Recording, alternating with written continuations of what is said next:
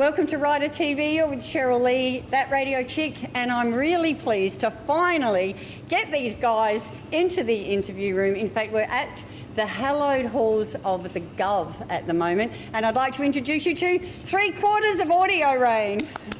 Thank you for coming in, gentlemen. Nice to see Lovely you. to meet you. You too. I think the first time we spoke about this was when I saw you performing at the Gov. No, at the Bridgeway. I don't know how many years ago, and I gave you my card.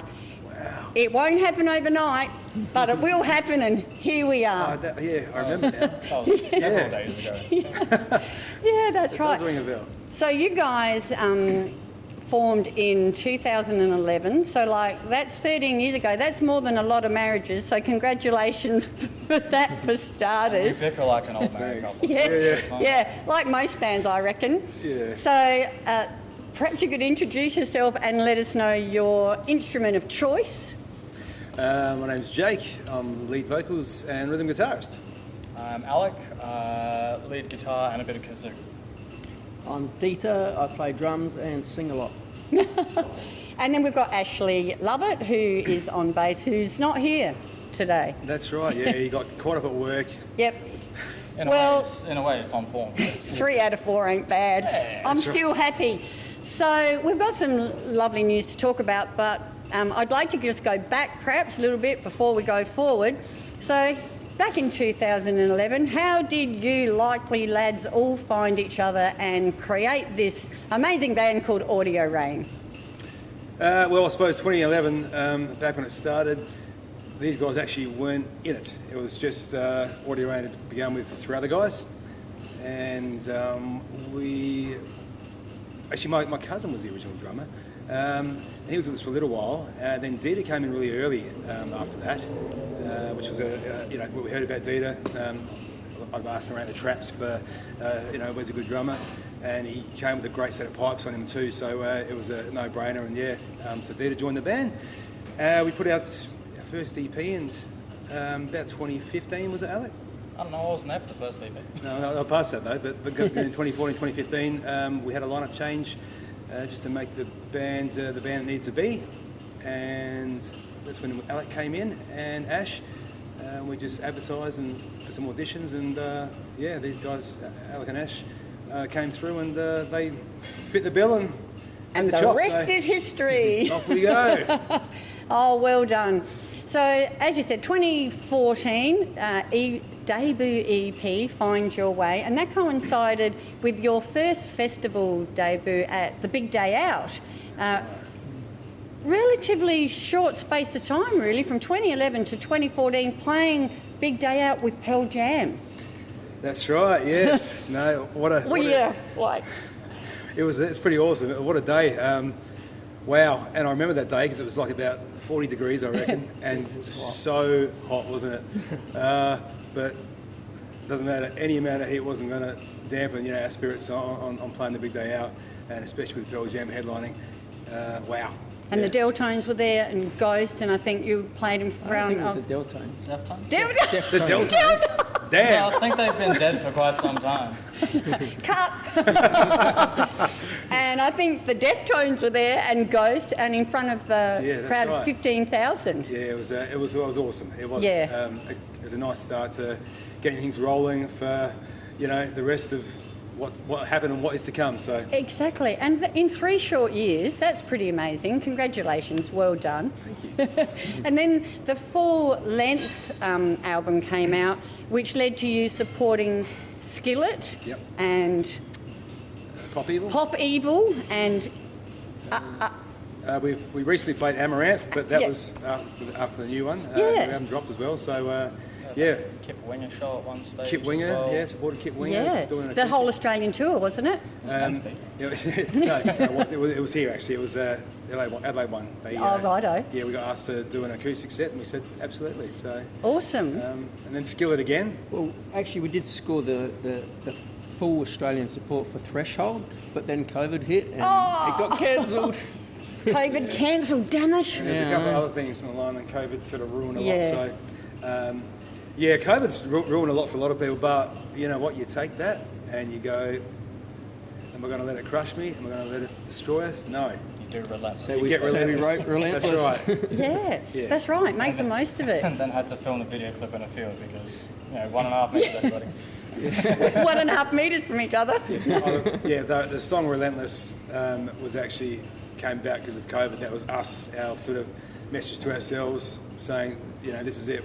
We're not going to fold like a lot of bands. We're going to go harder. And so that's a reference to Relentless, because that's what it was about. It's all about overcoming the devastation that came to the music industry, because pretty much overnight, not just artists but roadies and sound techs and lighting guys and everybody, 18 months worth of future bookings gone. Yeah, that's right. So well done. A mate of mine at work, we had a list of about 15, 20 acts that we had all lined up with bought tickets, and then just the days leading up to the full lockdown, it's just like, oh, they're cancelled, there goes the whole lot. Yeah. I know, it was devastating for everybody, but I think it shows you mettle. You can either fold or, get stronger. That's right. So well done, guys. Yeah, no, thank you. No, You're definitely getting stronger and stronger. That's for sure. What doesn't kill us makes you stronger. Right? Exactly. And the release of Relentless, here's another little feather in your cap, meant that you were the first Australian band to go on the cover of the US magazine Highwire Days. That's right, we were. Yeah. Ooh. And I was on the cover, and Slash was on the cover as well. I thought, first Aussie band. Right, and that magazine goes everywhere, like Whiskey A Go-Go and bloody, it goes to all the places. And so that's a cool little, those cool little things, It is. No centerfold, just the cover. Yeah. Straight to the cover. They didn't like my centerfold picture.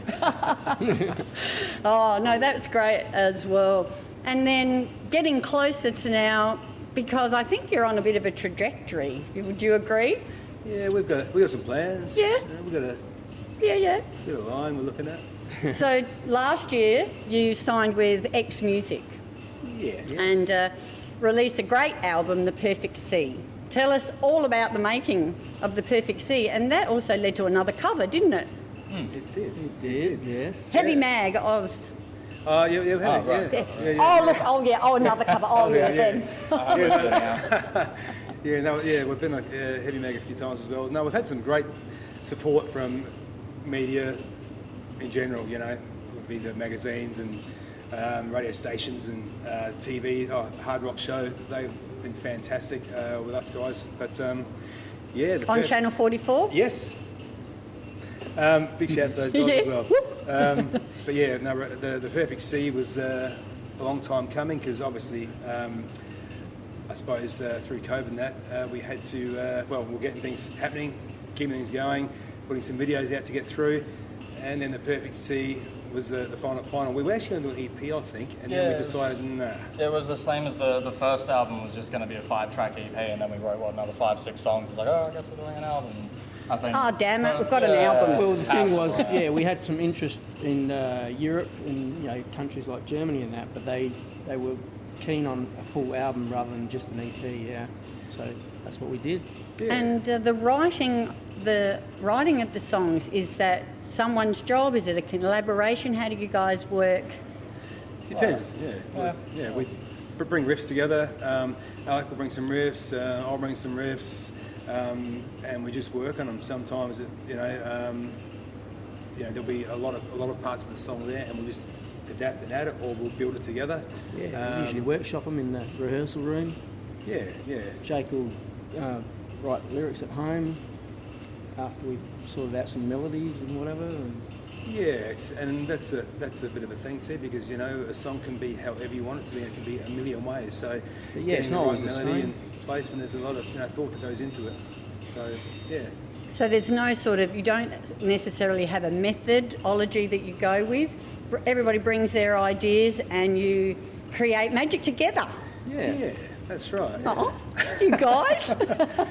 So you all are into the heavy music, heavy rock genre? Among other things. Yeah. Anyone got any secret jazz or Yeah, like Sinatra, Dean Martin, like Rat Pack era stuff. Really? We've known each other like a decade. Come on now. Gee, I thought we were friends. No secret Taylor Swift obsessions. No, that's, No, not like that. come but on. I mean, said music. I like Kate Bush. Yeah, You know, I love the Beatles. yeah. I don't have any guilty pleasures, man. Like, if you like it, and it forms who you are, and all that stuff you listen to somehow goes to the funnel. And even though we do heavy stuff, there's little things that filter through. Yeah. You know, I love Hall & Oates, man. And you know, bloody to Elton John, to I like a lot of 80s music. Love it. Excellent. You know, so Yeah. But when you play, you like to play go hard. Go hard or go home. There's something about heavy music which just Yeah, heavy riffs and harmonies, actually. I That's love right. harmonies. Me too. My favourite bands are mainly harmony bands, the ones that I grew up on, where the drummers sung as well. Yeah. So, yeah. which is why obviously in our music you hear a lot of harmonies, a lot of melodic stuff. Because don't get me wrong, you know, there's all the growlers and the heavy, but yeah, melodics, harmonies, just that does it for me. No, I don't need to know what the lyricist is saying. It's fine. So the big news, of course, is the first time that album has appeared in the top 20 Australian albums on the ARIA charts. It did. Yay! Well done. Second Cracked try. it. Thanks, you know, our fans. How awesome!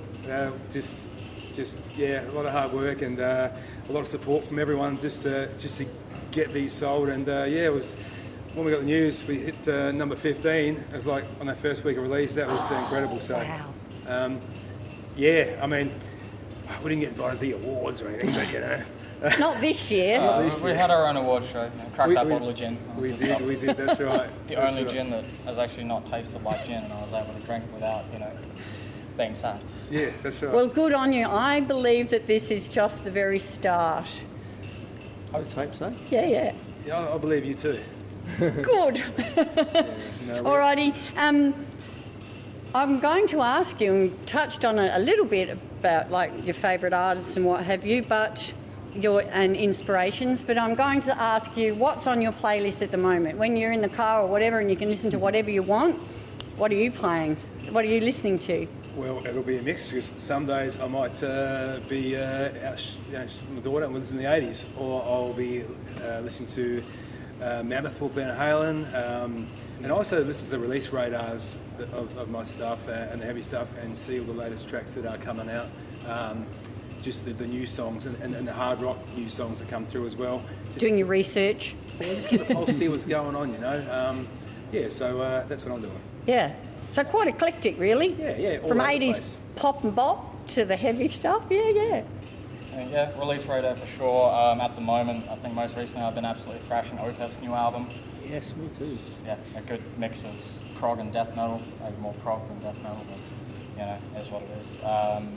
Yeah, no, just always trying to absorb new music, so there's never really anything set. You know, I've got a few playlists that are several hundred hours worth of music that you just hit shuffle on and, you know, see what happens, so Yeah. yeah.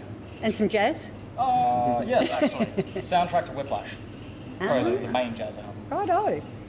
That's pretty cool. How about you?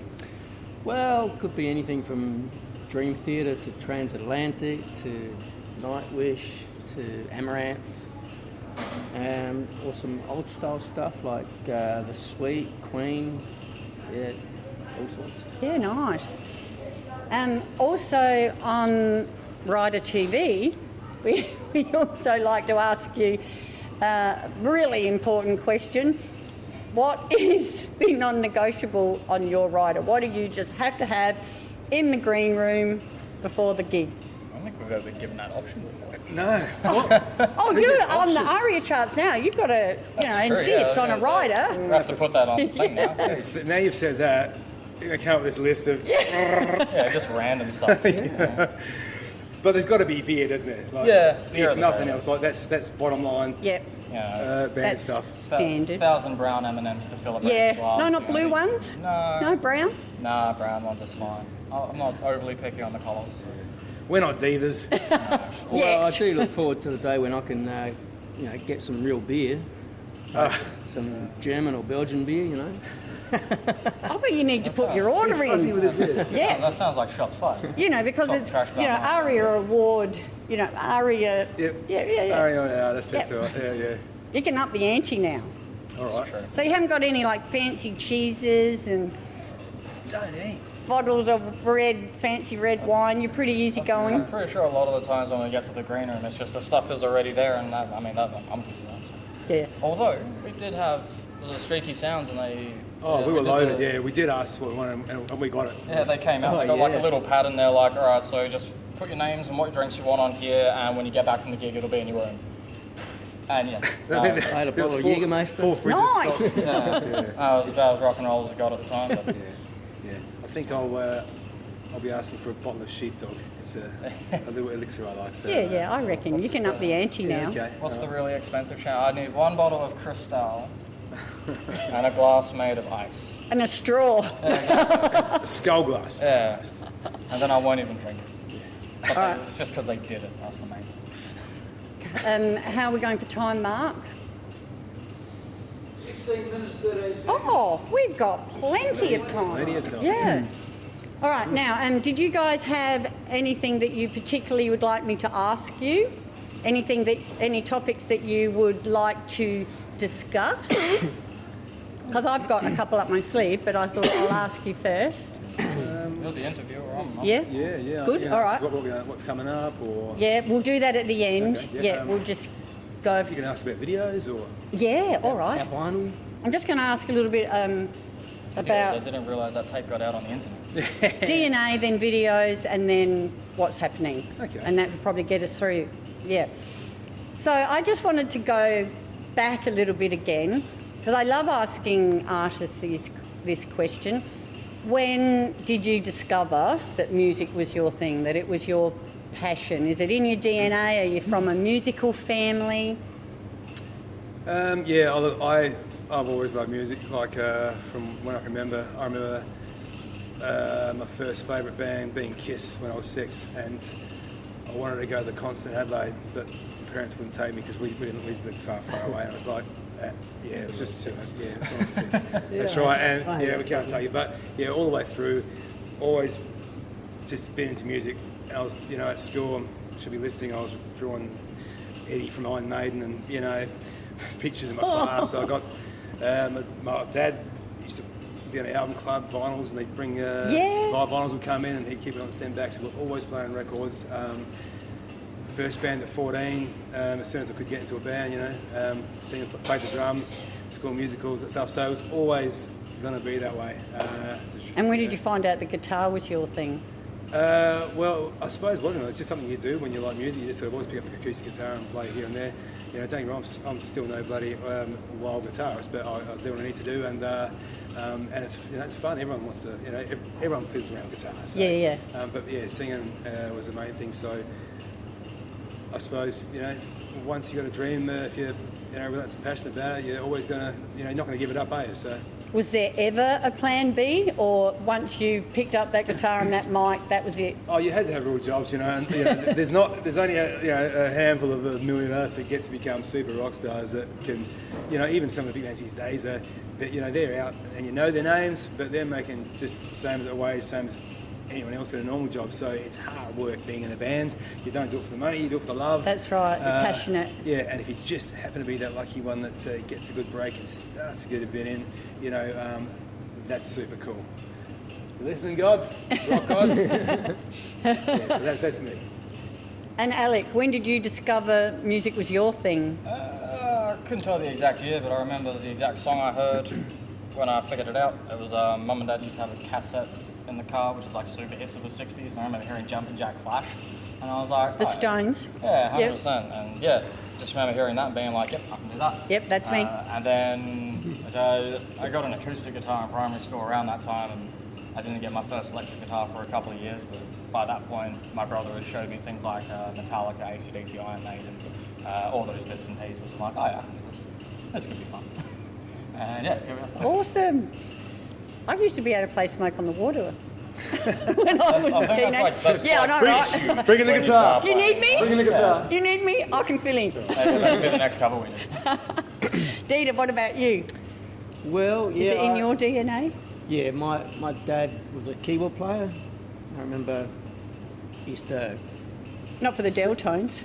No, actually, but he had a Hammond organ and a Leslie box, and when Cliff Richard and Olivia Newton-John were touring together, and they came to play at the Westlands in Whyalla, they actually hired his keyboard and Leslie box, his Hammond organ and Leslie box, and so my parents got free tickets.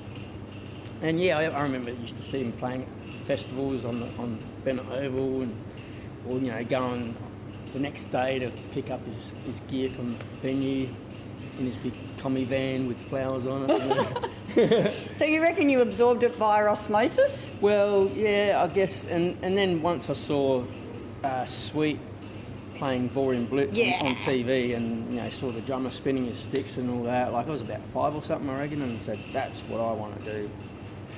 And I never looked back. It's interesting because most of you can just remember a moment, a song, a video, where you went, yep, that's what I want to do. So many musicians have cited seeing the Beatles on the O'Sullivan Show, right?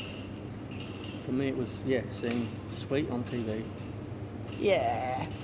Alrighty, well, let's move up again to current day. You guys not only, great live shows and great recorded music, but you're also pretty good video makers. I just show up and they point the phone. We work with some good crews. Yes. That have done our videos, yeah. Yeah, we've been fortunate. We have, yeah, and they've just done great work. The first one, Betrayal, that was with a group called Kaleidoscope Productions. That was a lot of behind-the-scene work to find a church that we could get to use for what we wanted to do. And that's no easy feat. None of us burst into flames doing it. Especially if you're playing hard rock. Would have been cool. Especially if you want to set fire to the church. Oh, I don't like that. But so that, and then we had we worked with our good friend Eva Greslak, who came over and she shot. What did we do with her? We done Relentless, Angel, Shining Light. No, I wasn't Shining Light. Angel, Relentless. And these are all available on the YouTube we actually shot channel. here on. Sorry? And these are all available on your YouTube channel? Yeah, absolutely, on the YouTube channel. Yeah, that's right. Angel was shot, part of it was shot in here. Really? On stage. Yeah, in the Gulf? Yep, in the The Gulf. hallowed halls. It is. Yeah. Awesome. We've done a video at the Woodshed. Yeah. Which was Breathe. That was shot at the Woodshed Royal Park. It's another home of hard rock. It's a wicked place too. We did that one in Joe's backyard. Yeah, that's right. Yeah, Pill was shot in someone's backyard. Jake's mate literally drove the entire night from Melbourne to Adelaide 10 hours to rock up with his full crane and everything, like the whole shebang, to set up in our mate's backyard, shoot for the day, and then drove right back to Melbourne afterwards. That's dedication. But he had this crane. This crane was huge, and so when he went to go up, because there was a bit of a ceiling, and he just couldn't get high enough, so there's like this massive ass crane just going. But hey, the clip looked pretty freaky. Yeah. And we've done one out at Kaipai Forest. We've done one at my place. That was wow. good way. Yeah, that's right. But yeah, a lot of passionate people that have been involved. So. And then Perfect Sea, a lot of that was at our album launch we done at Crybaby in the city, and lots of footage we had from around. It was just one with a compilation of stuff. So but with new music, there's going to be some more videos. Awesome, love a good video. So get onto the YouTube channel and track them down. Alrighty, so we're moving on. You've just done a great gig at the Woodshed. Yep, with some other bands. That looked like that went off. That was fantastic. Yeah. Shotgun Mistress, our brothers, and Triple Ties. I'm down a guitar now. What's next? That's right. Alex smashed one of his guitars. Yeah, he'll keep buying them to stock them up because he just keeps breaking them. It was misbehaving. You think you're Cold Chisel on Countdown? Yeah, the Countdown Awards. So what's next? We're going to keep moving. We've got to keep moving forward. That trajectory is going. We just dropped a single 3 weeks ago, which was our version of Elton John's Rocket Man, which was surprised a lot of people. Yeah. But we're getting so much love for it. I suggested it as good. We kept faithful to it, but we had a few twists, put a bit of a solo in, and gave it a bit of audio rain to it, and we get some big love for that song. So that's really cool. I love that. Yeah, and obviously now Mix it up. we're getting ready to been writing the new album because we got to keep going. We got to keep bringing stuff out this day and age. You can't sit around. you'll just drop away. So get onto the website to check out the music, the tours. Yeah, and we're going to go to Europe gigs. too, whether it's 2025 or 2026, we're not sure, but we are going to go overseas as well and take that. There's going to be a lot coming. But yeah, all the socials, Insta, YouTube for our videos, Spotify, all the streaming services. All the usual places. Yep, you'll find us there. Awesome. Thank you so much, gentlemen. It is so good to finally sit down and chat with you and meet you, and I wish you all the best for the future with Audio Rain. I feel like there's only fabulous things to come. Thank you so much, Cheryl. Thank you. Thank you, Rider TV. Cut! Can you fix